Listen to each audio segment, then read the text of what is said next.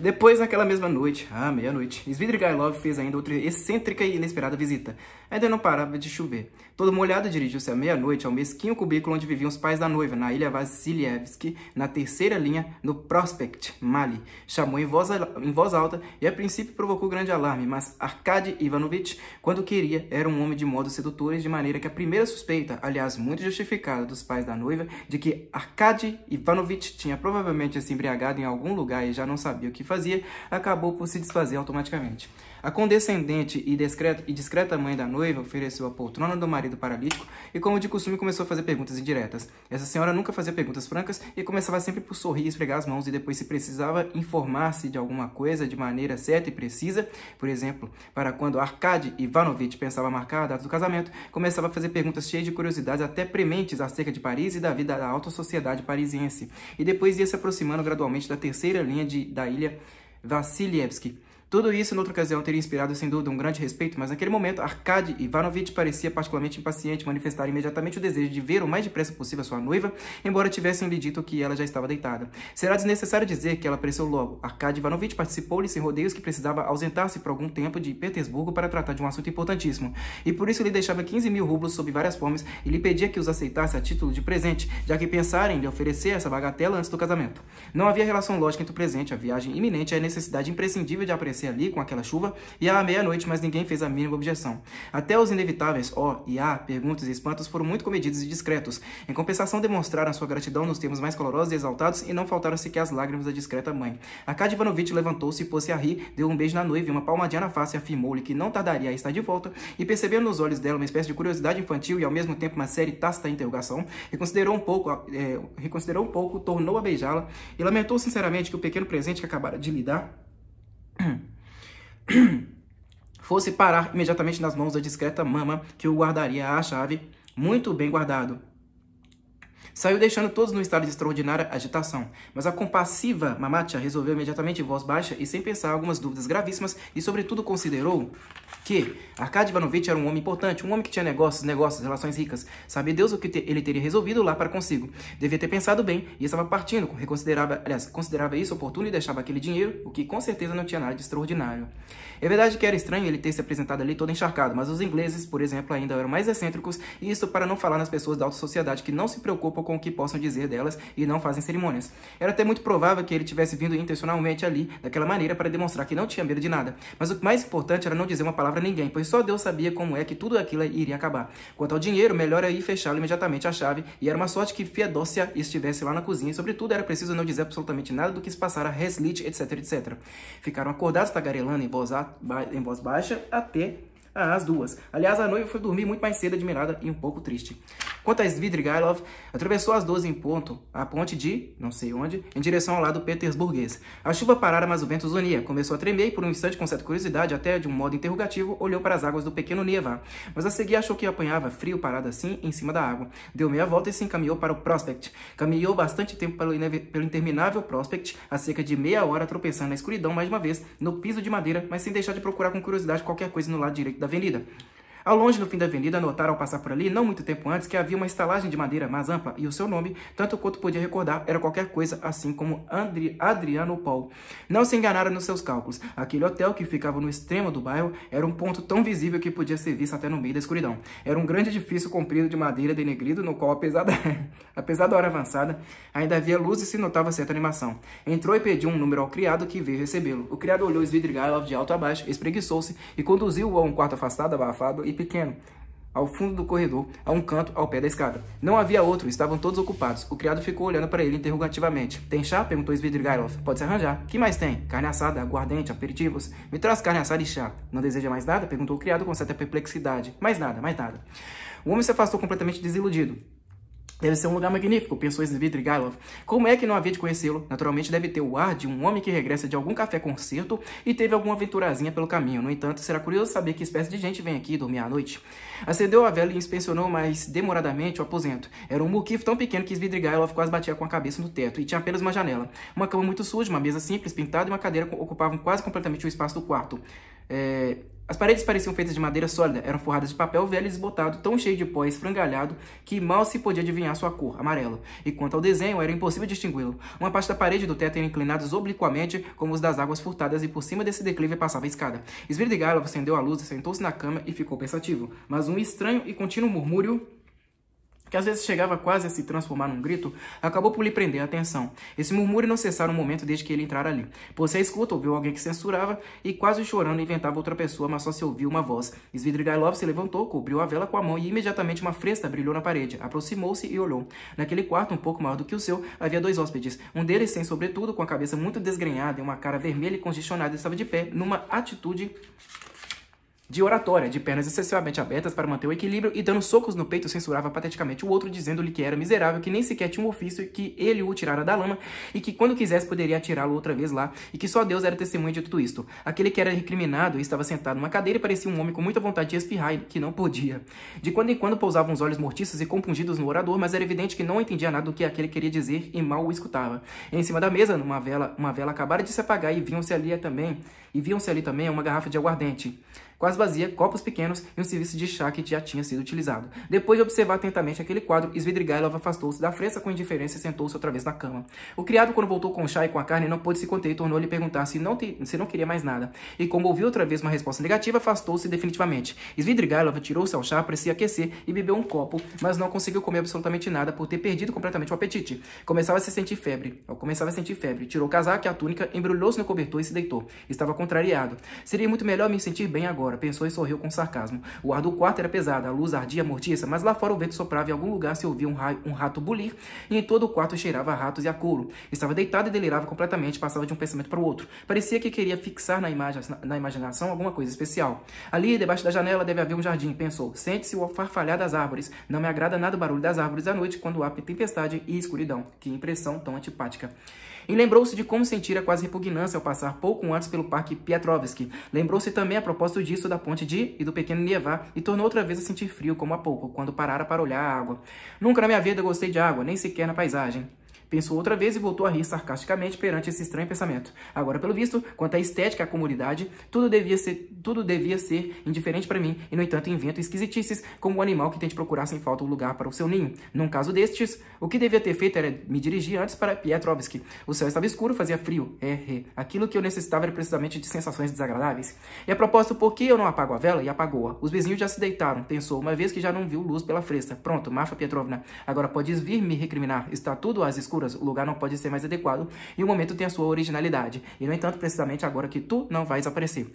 De súbito, sem saber porquê, lembrou-se que há pouco, antes do encontro com Dunetchka, recomendara a Raskolnikov que a entregasse aos cuidados de Razumikin. No fundo, disse-lhe isso por pura fanfarronice, como Raskolnikov imaginou. Mas que velhaca, apesar de tudo, é esse Raskolnikov. Sempre faz uma. Pode ser que com o tempo venha a ser um grande homem, quando tiver passado a sua loucura. Mas por enquanto, que ânsia tem de viver. Quanto a isso, todos esses tipos são uns covardes. Mas bem, o diabo que o carregue e que faça o que quiser. E eu? Não podia dormir. Pouco a pouco, a imagem recente de Dunetchka começou a surgir na sua frente e de repente um tremor correu por todo o seu corpo. Não, vamos deixar isso por enquanto, pensou no instante de lucidez. É preciso pensar em alguma coisa, uma outra coisa estranha e ridícula. Nunca tive tanto ódio por ninguém e nunca tive ideias de vingança. E isso é um mau sinal, mau sinal. Também nunca gostei de brigas nem de me acalorar, outro mau sinal. E as promessas que eu lhe fiz, que vá para o diabo. No fim das contas, quem sabe ela não teria feito de mim outro homem. Tornou-se calar e arranjou os dentes. A imagem de Dunetchka, tal como era na realidade, lhe pareceu outra vez como se fosse ela mesma, quando ao disparar sobre ele pela primeira vez, teve um susto tremendo, atirou fora o revólver e meio morta ficou olhando para ele de tal maneira que ele tivera tempo para se apoderar dela por 2 vezes. E ela não teria levantado uma mão para se defender se ele não tivesse despertado. Lembrava-se da pena que lhe inspirou naquele instante de como se sentira confrangido. Ah, que fosse para o diabo. Outra vez essas ideias. É preciso afugentar tudo isso. Finalmente caiu. O tremor da febre diminuiu e de repente pareceu que qualquer coisa corria por baixo do cobertor, por cima da mão e da pele dele. Estremeceu. Que diabo? Seria um rato? Pensou. Como deixei a carne em cima da mesa? Repugnava-lhe muito de ter se destapar, levantar e apanhar frio, mas de súbito algo desagradável lhe fez cócegas na pele, tirou o cobertor e acendeu a vela. Tremendo de febre, se agachou para examinar a cama. Não havia nada. Sacudiu o cobertor e de repente saltou lépido sobre a cama um rato. Correu para pegá-lo, mas o rato não corria por cima da cama. Zigue-zagueava por todos os lados, esgueirava-se entre os dedos dele, se escapulia a mão acima e de repente se metia por baixo da almofada. Puxou Puxou a almofada, mas por um momento sentiu que alguma coisa lhe saltara sobre o ventre, lhe fazia cócegas por todo o corpo e até pelas costas por baixo da camisa. Começou a sentir um tremor, enervou-se e ficou alerta. O quarto estava às escuras, e ele estendido no leito, embrulhado como há pouco no cobertor. O vento assobiava junto da janela. Que nojo, pensou com aborrecimento. Levantou-se e sentou-se na beira da cama de costas para a janela. O melhor é não dormir, resolveu. Além disso, entrava frio e umidade pela janela. Sem se levantar do seu lugar, puxou o cobertor e embrulhou-se nele. Não acendera a luz. Não pensava em quem queria... Não pensava e nem queria pensar em coisa alguma, mas os sonhos sucediam-se uns atrás dos outros e pelo seu cérebro deslizavam fragmentos de ideias, sem princípio nem fim e sem coerência. Parecia que tinha caído no meio torpor. O frio, o aspecto lúgubre daquele quarto, o vento que zunia e sacudia as árvores junto da janela, tudo isso lhe infundia uma propensão e um desejo tenazes e fantásticos, mas afinal só via flores. A sua imaginação mostrou-lhe uma paisagem admirável. Um dia claro, tépido, quase crente, um dia de festa, o dia da Trindade. Uma chácara no campo, rica, luxuriante, de estilo inglês, toda rodeada de túrgidos viveiros de flores e de platibandas que davam volta à quinta. A pequena escada afogada em trepadeiras e coberta de rosas, na escada principal, clara e fresca, atapetada com uma passadeira, havia em cada degrau jarros chineses com flores raras. Reparou especialmente nos vasos com água que havia nas janelas e que tinham narcisos brancos que se inclinavam sobre os seus longos caules, esguios e vaporosos de forte aroma. Não queria se afastar deles, mas subia a escada e entrava num grande salão de teto alto, e aí também havia flores por todos os lados junto das janelas e em volta da porta aberta sobre o terraço e no próprio terraço. O chão estava todo atapetado de relva recém-cortada e cheirosa. As janelas abertas, o ar fresco, leve penetrava o salão. Os passarinhos gorjeavam junto das janelas e, no meio do aposento, em cima da mesa, coberta com uma toalha branca de cetim, havia um caixão. Esse caixão estava forrado de tecido branco de Nápoles, guarnecido com um ruche, folho, babado, vincado ou pregueado que é colocado em roupas. Continuando. E rodeado de grinaldas de flores para todos os lados. Dentro dele jazia completamente envolvida pelas flores uma moça toda vestida de branco com as mãos cruzadas sobre o peito como se fossem esculpidas em mármore. Mas seus cabelos de um louro claro estavam revoltos e molhados. Uma coroa de rosas lhe cingia a fronte. O severo e já rígido perfil do seu rosto parecia também esculpido em mármore, mas o sorriso dos lábios pálidos deixava transparecer uma certa tristeza infantil, uma vaga e grande dor. Svidrigailov conhecia aquela moça. Em volta do caixão não havia imagens sagradas nem velas, e não se ouvia o rumor das orações. Aquela moça se matara, afogando-se. Parecia não ter mais de 14 anos, mas já tinha os sentimentos formados e se perdera ofendida por uma afronta que enchera de horror e de assombro a sua terna, infantil consciência, repleta de imerecida vergonha a sua alma de pureza angelical, arrancando-lhe um supremo grito de desolação que ninguém ouvira, mas que ressoara agudamente na noite escura, nas trevas, no frio, no úmido degelo, quando o vento soprava. Svidrigailov acordou, levantou-se da cama tateando, abriu a janela do quarto. O vento irrompeu impetuoso no seu apertado cubículo e, como um sopro glacial, açoitou seu rosto e seu peito, coberta apenas pela camisa. De fato, por baixo da janela devia haver qualquer coisa semelhante a um jardim, e segundo parecia de recreio. Provavelmente durante o dia, entoavam canções ali e serviam chás nas mesinhas. Agora caíam grossas gotas de chuva das árvores e dos arbustos na janela. A noite era um poço de escuridão, a tal ponto que mal se podia distinguir algumas manchas informes que indicavam os objetos. Svidrigailov se agachou e, apoiando os cotovelos no parapeito, ficou olhando durante 5 minutos sem poder afastar os olhos daquela escuridão. No meio do nevoeiro e da noite se ouviu um estampido de canhão e depois outro. Ah, é o sinal, as águas sobem. Na fortaleza de Pedro e Paulo, a subida das águas do Nieva era anunciada por disparo de canhão. Pensou, quando amanhecer elas se infiltrarão por ali, onde a terra está mais baixa, se estenderão pelas ruas, inundarão os porões e as covas, farão as ratazanas sair dos porões, e no meio da chuva e do vento as pessoas coitadas se porão a lançar insultos todas molhadas enquanto mudam os móveis para os andares mais altos. Mas que horas serão neste momento?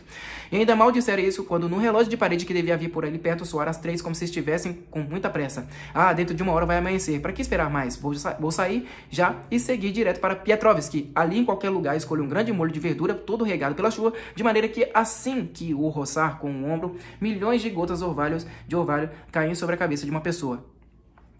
Afastou-se da janela, acendeu a luz, pôs o colete e o casaco, enfiou o chapéu e saiu com a vela para o corredor, à procura do criado, que dormia no cubículo, entre todo tipo de trastes e de velhos utensílios, para lhe entregar a conta do quarto e sair do hotel. Este é o melhor momento, não podia escolher melhor.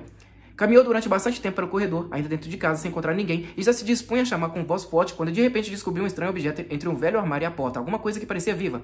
Agachou-se com a vela na mão e viu com espanto que era uma criança, uma pequenina de uns 5 anos no máximo, embrulhada no vestidinho todo molhado, com um pano de cozinha trêmula e choramingando. Parecia não ter medo nenhum de Svidrigailov, mas o olhava com seus grandes olhos negros de profundo assombro e de quando em quando soluçava como as crianças que choraram muito, mas que, embora já tenham se calado e até distraído, ainda não se aquietaram completamente. A carinha da menina estava pálida e tinha um ar cansado. Estava trêmula de frio, mas como ela teria ido parar ali?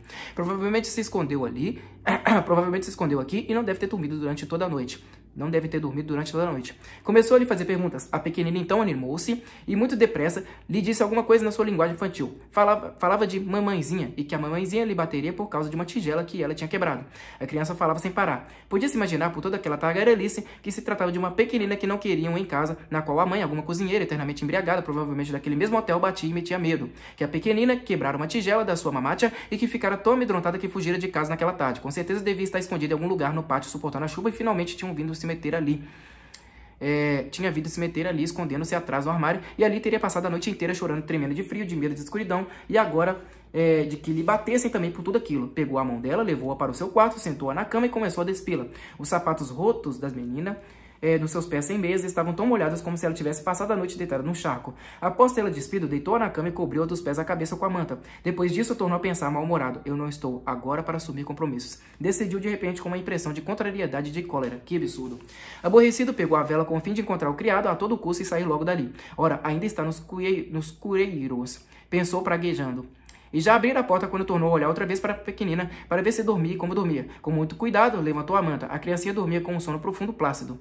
Aqueceram-se debaixo do pano e as cores tinham já afluído à sua carinha pálida. Mas coisa estranha, aquelas cores eram mais ardentes e intensas do que costumam ser as cores das crianças. É o ardor da febre, pensou Svidrigailov, mas parece mesmo o rubor do vinho.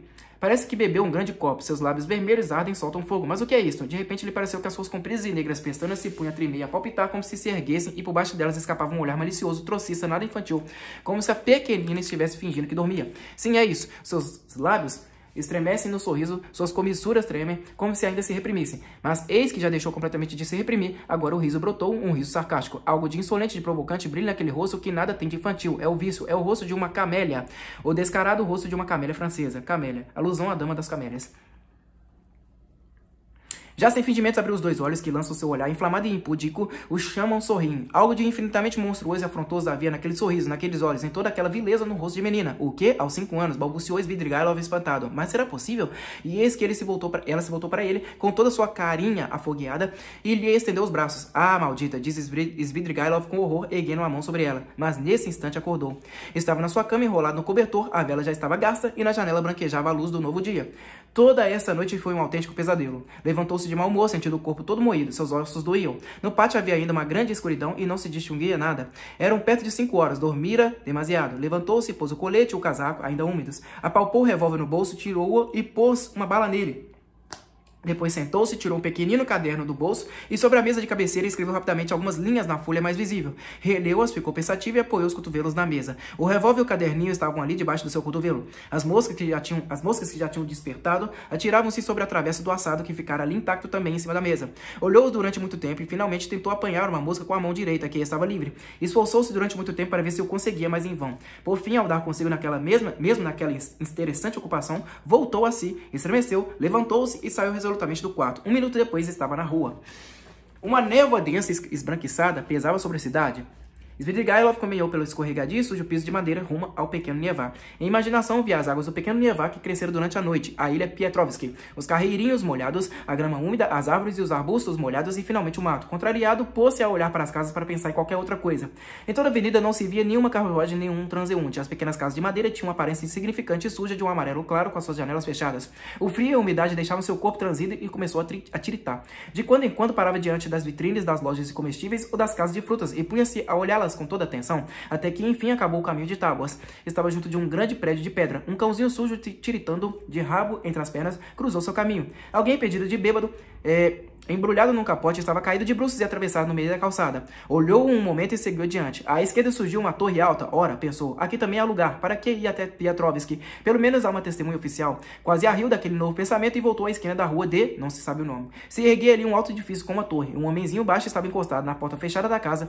Ele vestiu um casaco cinzento de soldado e sua cabeça estava coberta com um capacete de bronze como de Aquiles. Quando Svidrigailov passou, olhou de soslaio com olhos sonolentos. Notava-se no seu rosto a eterna melancolia tão acentuadamente se imprime, sem exceção, em todos os rostos de raça hebraica. Contemplaram-se ambos, Svidrigailov e Aquiles, durante um momento em silêncio mutuamente. Até que aquele indivíduo acabou parecendo um tanto estranho a Aquiles, que, embora não estivesse embriagado, se escorou diante dele, olhando a 3 passos de distância e sem dizer nada. Que quer aqui? Bom dia. Aliás, que quer aqui? Disse sem se mexer e sem mudar de posição. Eu nada, meu caro. Bom dia, respondeu Svidrigailov. Isso não é lugar. Eu vou para o estrangeiro, meu amigo. Para o estrangeiro? Para a América. Para a América? Svidrigailov puxou o revólver e pôs uma bala no tambor. Aquiles franziu o senho. O que pretende com essa gracinha? Isso não é lugar. E por que não é lugar? Por que não? Bem, meu amigo, tanto faz. É um bom lugar. Se te perguntarem, dirás com 1000 diabos que foi para a América. Apoiou o revólver sobre a fronte direita. Ah, isso não. Aqui não é lugar. Gritou Aquiles, abrindo cada vez mais os olhos. Svidrigailov puxou o gatilho. Capítulo 7. Naquele mesmo dia, mas já perto da noite, Raskolnikov foi ver a mãe. Naquele mesmo quarto na casa de Bakaléiev, que Razumikin arranjara para eles. A escada começava logo na rua. Raskolnikov começou a subir, retendo, no entanto, os passos e como se titubeasse. Entraria ou não? Mas não voltou atrás, a sua decisão estava tomada. Além disso, tanto faz, elas não sabem de nada, pensou, e já estão acostumadas a me olhar como um ser estranho. Sua roupa estava num estado deplorável, toda suja, enrugada e esfarrapada por ter passado a noite inteira debaixo da chuva. O rosto quase desfigurado pelo cansaço, pelo mau tempo, pela fadiga física e pela luta de quase 24 horas consigo mesmo. Passara toda a noite sozinho, sabe Deus onde, mas pelo menos tomara uma decisão. Chamou à porta, foi a mãe quem veio abrir. Dunietka não estava em casa e a criada também não. A princípio, Pulcheria Alexandrovna ficou muda de alegre espanto. Depois pegou a mão dele e puxou-o para dentro do quarto. Ah, és tu! Exclamou balbuciando de pura alegria. Não fiques aborrecido comigo, Rodka, por te receber assim, tão tolamente de lágrimas nos olhos, mas é porque estou rindo e não chorando. Achas que estou chorando? É de alegria, tenho este costume tão tolo. As lágrimas saltam. Isso acontece desde que teu pai morreu. Por qualquer coisa eu fico logo chorando. Mas te senta, querido, que deves estar cansado. Eu estou vendo. Ah, e como está sujo? Apanhei uma chuvarada ontem, mamãe, disse Raskolnikov. Não, exclamou Pulcheria Alexandrovna, interrompendo-o. Tu achas que eu vou começar a te fazer perguntas segundo o meu antigo costume de bisbilhoteira? Mas não, fica sossegado. Agora sabes, compreendo tudo. Já me habituei a isto aqui e sei muito bem que é o melhor. Tomei essa decisão comigo mesmo. Para que me meter a adivinhar teus pensamentos e te pedir que contes de tudo? Sabe Deus os problemas e os planos que tu tens na cabeça, os pensamentos que andas amadurecendo. Para que te obrigar a dizer aquilo em que pensas? Qual? Porque, olha eu... Ah, meu Deus, mas por que andar a esbracejar para cá e para lá, como se me sentisse asfixiada? Rodka fica sabendo que li o teu artigo no jornal 3 vezes seguidas. Foi Dmitri Prokofiev que eu trouxe. Dei um grito de surpresa quando vi, porque eu, tonta que sou, pensava, olha, vê no que ele se ocupa. Eis a explicação de tudo. Acontece o mesmo a todos os sábios. Pode ser que ele ande revolvendo novas ideias na sua cabeça neste momento que esteja a amadurecê-las, enquanto eu o importuno e distraio. Li o teu artigo, meu querido, e é claro que não compreendo muitas coisas que há nele, e aliás é assim mesmo. Como é que eu poderia compreender tudo? Mostre-me, mamãe. Raskolnikov pegou o jornal e deu uma olhada em seu artigo. Por mais que estivesse em contradição com a sua situação e estado atuais, teve um estranho sentimento de acre doçura, como todo autor que vê pela primeira vez qualquer coisa sua impressa. Além disso, tinha 23 anos. Isso durou apenas um instante. Depois de ler algumas linhas, franziu o senho e uma tristeza horrível se apoderou de seu coração. Toda a sua luta espiritual dos últimos meses lhe veio de uma vez à memória. Atirou com o artigo para cima da mesa com repugnância e aborrecimento. Mas olha, Rodka, por mais ignorante que eu seja, consegui compreender que dentro de pouco tempo tu serás uma das primeiras figuras do nosso mundo literário. E eles pensando que tu tinhas enlouquecido. Tu não sabes que eles chegaram a pensar isso? Coitados, como poderiam compreender que tu tinhas tanto talento? E olha, fica sabendo que até Dunietka estava quase dando razão a eles. Que dizes isso? O teu falecido pai também enviou por 2 vezes coisas aos jornais. Primeiro versos, ainda conserva um caderninho, vou te mostrar um dia. E depois uma novela completa, eu mesmo lhe pedi que me deixasse copiá-la. E apesar dos grandes esforços que nós fizemos para que as publicassem, não quiseram. Eu, há 6 ou 7 dias, que andava preocupada pensando na roupa que estás usando, Rodka, na maneira como tu vives, no que comes e por onde andas. Mas agora vejo... Bem, como fui tola, porque agora tudo que tu quiseres vai conseguir facilmente com o teu talento e a tua inteligência. Só que no momento não desejas nada e te dedicas a coisas muito mais importantes. Dunia não está em casa, mamãe? Não, Rodka. Agora não para muito em casa. Me deixa sozinha. Dmitri Prokofiev, Deus lhe pague. Vem me fazer companhia e não faz outra coisa senão falar de ti. Não quero falar da tua irmã, pois ela me trata agora com muita indiferença. Mas não julgues que me queixo. Ela tem o seu jeito e eu o meu. Ela guarda os seus pequenos segredos e eu não tenho nenhum para vocês. Claro que estou convencido de que Dunia é muito sensata e que além disso gosta de nós dois. Mas no entanto não sei em que tudo isso vai acabar. Deste-me uma grande alegria por teres vindo, Rodka, porque ela saiu. Quando voltar, vou lhe dizer, o teu irmão esteve aqui e não te encontrou. Por onde é que andaste? Rodka, não te encontrarias por minha causa. Se puderes, vens. Se não, não vens. Não te preocupes que eu esperarei. Eu já sei que tu gostas de mim e é o quanto me basta. Lerei as tuas obras, ouvirei todos falarem de ti, ainda que não. Eu mesma irei me informar. É o melhor. Agora vieste para consolar tua mãe, não julgues que não compreendo. E de súbito, Pulcheria Alexandrovna rompeu a chorar. Lá estou eu outra vez com isto, não faças caso, eu sou uma tola. Ah, meu Deus, então eu não estou aqui sentada? Exclamou, saltando do seu lugar. E tenho um café e não te ofereço. É para que se veja o egoísmo dos velhos. Eu já venho. Deixe, mamãe, que eu já vou embora. Não vim por causa disso. Olhe, faça o favor de me escutar. Pulcheria Alexandrovna aproximou-se dele timidamente. Mãezinha, aconteça o que acontecer, ouça de mim o que ouvi e digam de mim o que disserem. Vai me querer sempre como quer agora? Perguntou ele de repente, de modo impetuoso, como se não se desse conta das suas palavras nem parasse para pesá-las. Ródica, que tu tens? Como é possível que me perguntes isso? Quem é que vai falar mal de ti? Eu não acreditaria em ninguém, fosse quem fosse, simplesmente expulsaria da minha frente. Vim para lhe afirmar que sempre gostei da senhora e que estou contente por tê-la encontrado agora sozinha e por Dunietka não estar em casa. Continuou no mesmo ímpeto. Vim para lhe dizer com toda sinceridade que, por mais infeliz que seja, fique certa de que o seu filho a ama mais do que a si mesmo e que tudo isso que a mãe pensava de mim, que eu era um degenerado e não a queria, não era verdade. Eu nunca deixei de amá-la. E pronto, já chega. Achei que devia fazer isso e começar por aqui. Pukiera Alexandrovna abraçou-o em silêncio, apertou-o contra o seu peito e chorou brandamente. Não sei, Ródica, o que está acontecendo contigo, disse finalmente. Pensei durante todo este tempo que tu estava simplesmente farto de mim, mas vejo agora, a avaliar por todos os indícios que tiveste algum grande desgosto e que isso te abateu. Há muito já pressentia. Desculpa que te diga, mas não faço outra coisa senão pensar nisso, e durante a noite não consigo dormir. A tua irmã também passou essa noite muito inquieta, falava, sonhando e dizia o teu nome. Eu ouvi algumas coisas que ela dizia, mas não compreendia nada. Passou toda a manhã como se a esperasse um suplício, à espera de não sei o que, cheio de pressentimentos, e olha, aí está ela, Ródica. Ródica, o que te aconteceu? Pensas em partir daqui? Sim, penso. Era isso mesmo que eu supunha. Mas olha, eu também posso ir contigo se precisares. E Dunia também. Ela te ama muito. E até Sofia Zemonovna também poderá ir conosco, se for preciso. Olha, eu teria muito gosto em perfilhá-la. Dmitri Prokofitch nos ajudaria a nos reunir, mas onde pensas ir? Adeus, mãezinha. O quê? É hoje? Exclamou ela como se fosse perdê-lo para sempre. Não posso me demorar, tenho que ir agora. Eu não posso ir contigo? E não posso ir contigo? Não, mas ajoelhe e implore a Deus por mim. Talvez a sua prece chegue até ele. Deixa eu te persignar, te abençoar. Assim. Oh, meu Deus, o que teria acontecido? Sim, ele estava muito satisfeito porque ninguém estava presente por se encontrar sozinho com a mãe. Era como se depois de todo aquele tempo horrível, seu coração se abrandasse de repente. Caiu de joelhos, beijou-lhe os pés e os dois choravam abraçados. E agora ela já não mostrava nenhum espanto nem lhe fazia pergunta nenhuma. Há algum tempo que já tinha percebido que alguma coisa de horrível se passava com seu filho e que aquele era um instante decisivo para ele. Ródica, meu querido, meu primeiro filho, disse soluçando. Agora é como se fosses pequenino quando vinhas para perto de mim e me beijavas. O teu pai ainda era vivo e quando tínhamos algum desgosto, tu nos servias de consolo por estares conosco. E depois de o teu pai ter morrido, quantas vezes choramos os dois abraçados como agora sobre a sua sepultura? E se eu de um tempo para cá choro tanto, é porque o meu coração de mãe adivinha, tu bem vês? Assim que te vi a primeira vez naquela noite, te lembras? Quando acabávamos de chegar de viagem, só de olhar para ti adivinhei tudo de tal maneira que estremeci todo por dentro. E agora, quando te abri a porta, quando te vi, disse para comigo, chegou a hora fatal. Ródica, não vai já, assim tão depressas, não. E virás me visitar? Sim, virei. Ródica, não te aborreças, porque eu não me atrevo a te perguntar. Sei que não me atrevo, mas me diz ao menos 2 palavrinhas. Vais para muito longe? Para muito longe.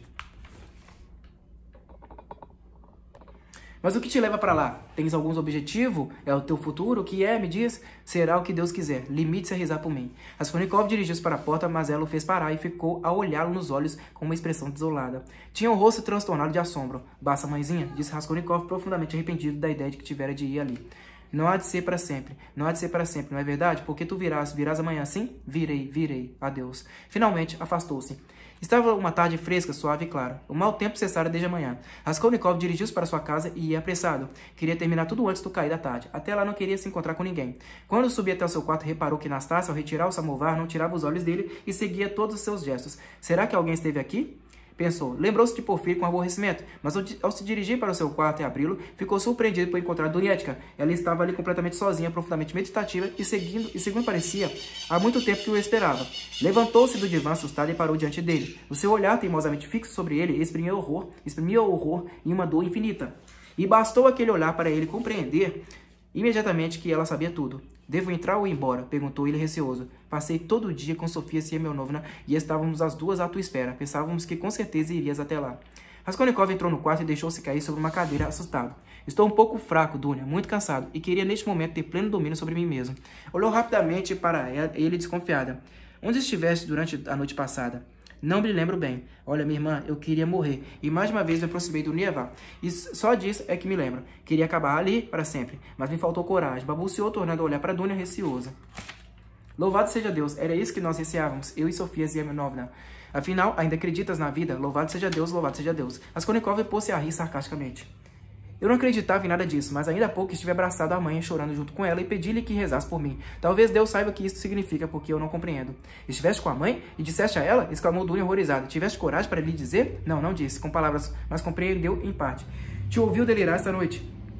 Tenho certeza de que já sabe metade, pelo menos. É possível que eu tenha feito mal em ir vê-la. Nem sequer sei por que fui. Eu sou vil, Dunia. És vil e estás disposto a suportar a dor, porque é o que tu vais fazer, não é verdade? É, agora mesmo. Sim, para evitar essa vergonha que eu queria me atirar na água. Dunia, mas quando já estava à beira dela, pensei que, se até agora me considerei forte, também não hei de morrer por causa da vergonha. Disse erguendo-se. Será isso orgulho, Dunia? É orgulho, Ródica.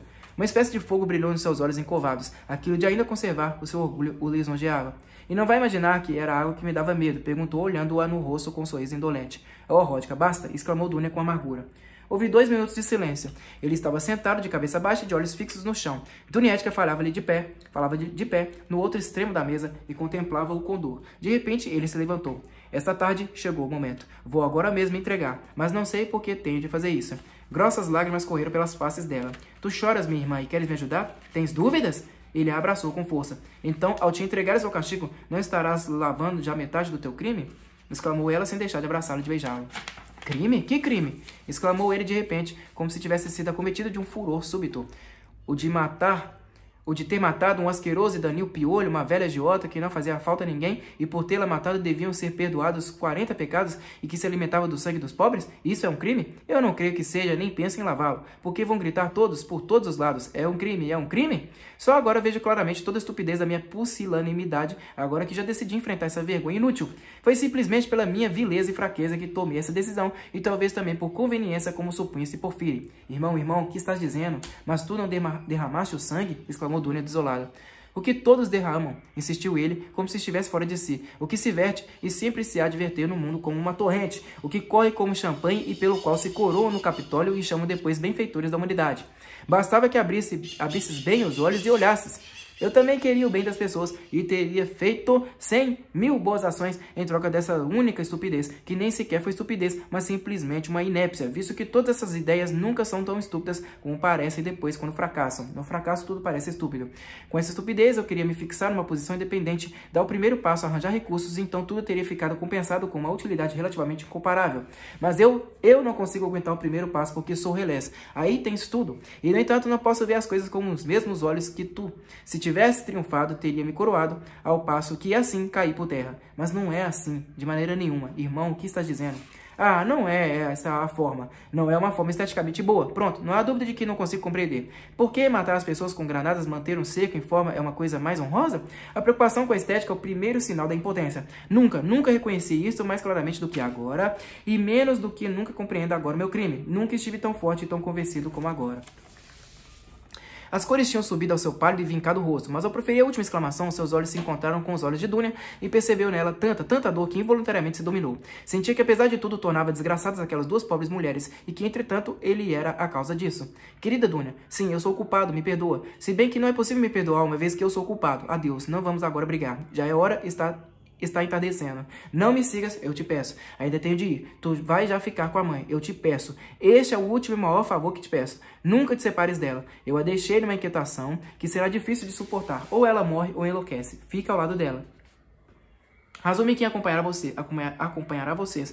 Foi o que ele disse. Não chores por minha causa. Hei de procurar ser corajoso e honesto toda a vida, embora seja um assassino. Pode ser que ouças falar no meu nome alguma vez. Não virei para envergonhar vocês. Não servirei para envergonhar vocês, vais ver. Ainda hei de mostrar, mas por enquanto até à vista. Apressou-se a concluir, pois observar outra vez uma estranha expressão nos olhos de Dunia ao proferir as últimas palavras e promessas. Mas por que choras dessa maneira? Não chora, não chora. Olha, não vamos nos separar para sempre. Ah, sim, espera, já me esquecia. Aproximou-se da mesa, pegou um volumoso e poeirento livro, abriu-o e tirou do meio de suas páginas um pequenino retrato em aquarela sobre marfim. Era o retrato daquela filha da senhoria que fora sua noiva e morrera de febre, daquela estranha moça que desejara ser freira. Contemplou por um momento aquele rosto expressivo e dolente, beijou o retrato e entregou-o a Dunietka. Vou parar por aqui, pessoal, na página 560 do livro. Na próxima leitura eu vou chegar até a página 580. Pretendo chegar até a página 580 e aí vai ser a penúltima leitura nossa, tá bom? Muito obrigado a todos, até a próxima e falou!